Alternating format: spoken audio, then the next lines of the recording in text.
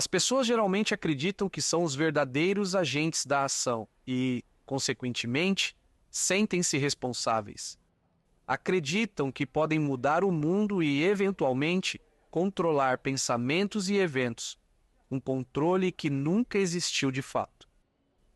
No processo de entendimento, os indivíduos passam por muitas dificuldades e mudanças, o que chamam de infelicidade. Durante esses períodos de infelicidade, eles acreditam que, para serem felizes, precisam melhorar a si mesmos. Isso os leva a fazer uma série de cursos de autoaperfeiçoamento, obtendo apenas resultados limitados, o que leva a mais frustração. Em vez disso, poderiam perceber que as coisas acontecem espontaneamente. Isso mudaria toda a base de suas vidas. Os eventos que ocorrem por meio de qualquer mecanismo corpo-mente estão sempre além do controle dessa entidade separada, mas a maioria não vê isso. Eles acreditam que têm o domínio sobre as ações e, no entanto, continuam a sentir-se extremamente infelizes. Compreenda, nossa verdadeira natureza não tem necessidade. E essa é a verdadeira renúncia. Bem, primeiro me diga, o que você entende por livre-arbítrio? Normalmente, o livre-arbítrio é a noção de que posso escolher entre uma coisa ou outra. Mas isso inclui as consequências do que você escolhe? Seu livre-arbítrio é escolher entre uma coisa ou outra. Mas será que seu livre-arbítrio inclui o que acontecerá após fazer essa escolha? Certamente você pode escolher. Mas se o que você escolheu acontecer ou não está além do seu controle. Bem, então observe. Qual é a utilidade deste livre-arbítrio? A questão é quem está envolvido nisso. O eu está envolvido nisso. E a grande piada é que o eu, identificado, quer se libertar, quer alcançar o despertar e desfrutar desse estado de iluminação, o que não pode acontecer, exceto pela aniquilação desse mesmo eu. A suposta autoria das ações do eu não passa de uma ilusão. O fato é que ninguém tem livre-arbítrio. O livre-arbítrio é uma ilusão. E se você se identifica com o ego, está ouvindo isso enquanto interpreta através do seu organismo corpo-mente. Então, essa conversa pode parecer terrivelmente restritiva. Se você não tem escolha e não tem liberdade, isso soa muito limitante. O confronto é com sua experiência individual, que aparentemente está cheia de liberdade. Sempre parece que você tem controle e você está 100% certo, mas no final do dia, analise todos os eventos pelos quais você passou e chegará à conclusão de que não tinha controle sobre eles. E você pode usar essa análise para qualquer ação.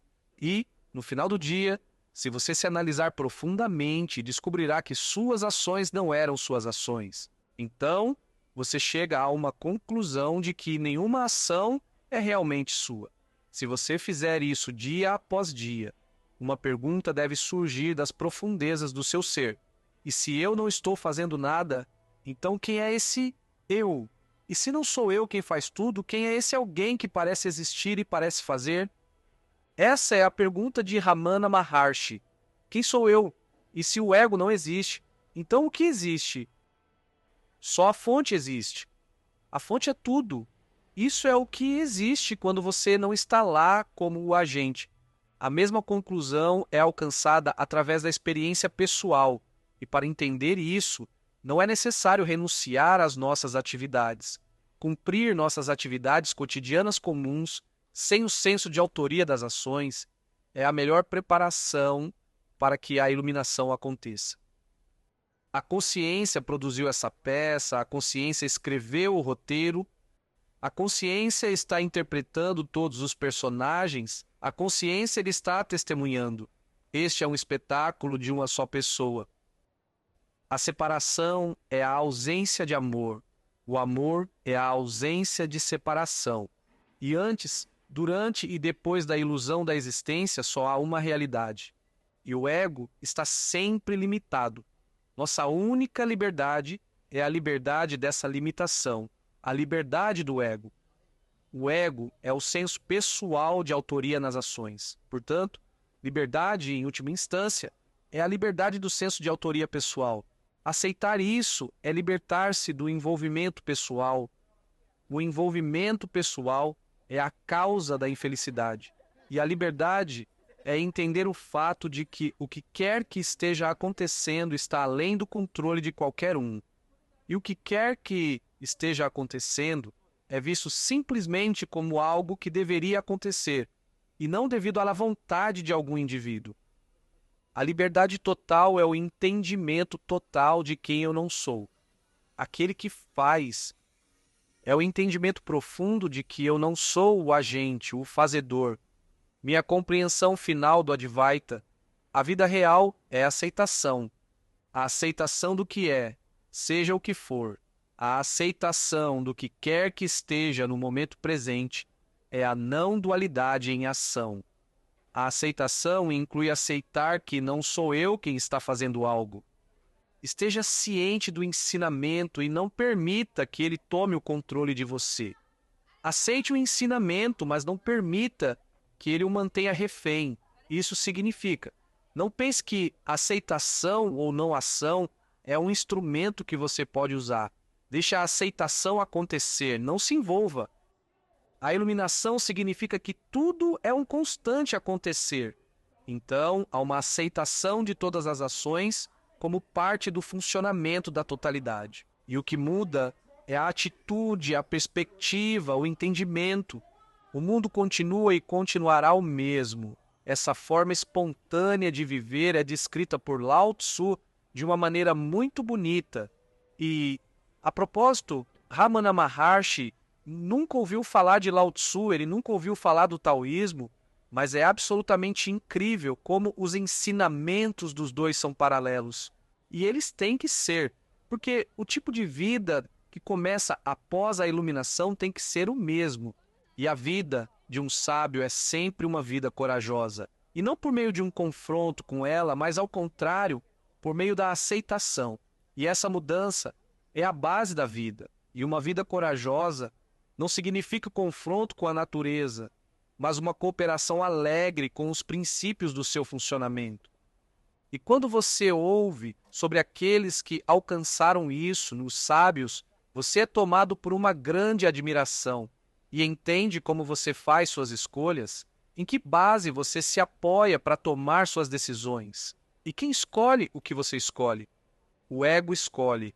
Sim, mas em que base o ego escolhe?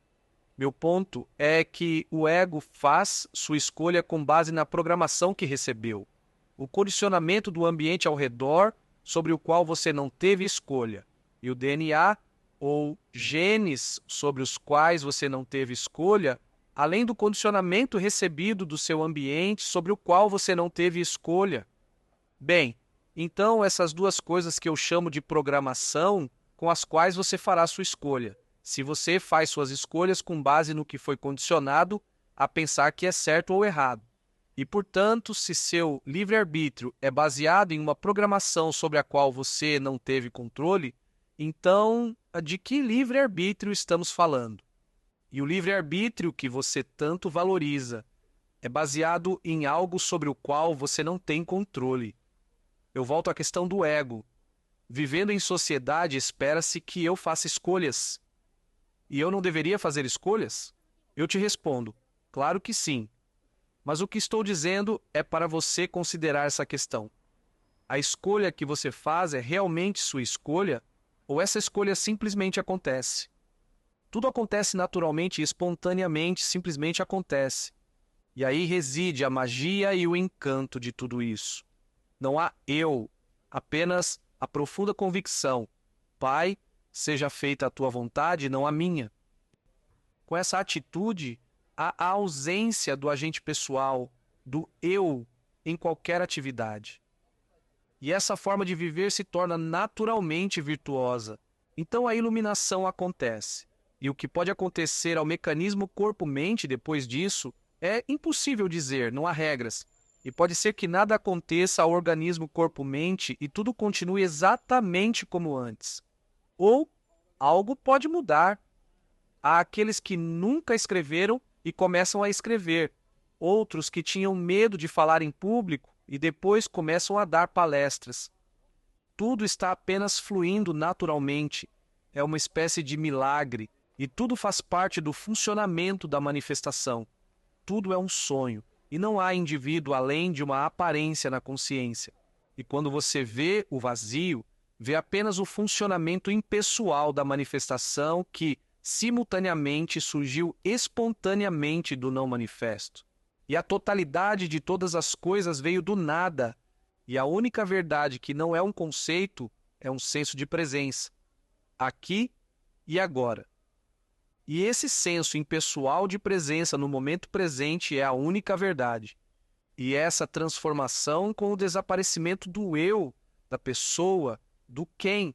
E isso é tudo o que precisa ser compreendido. O resto é desnecessário.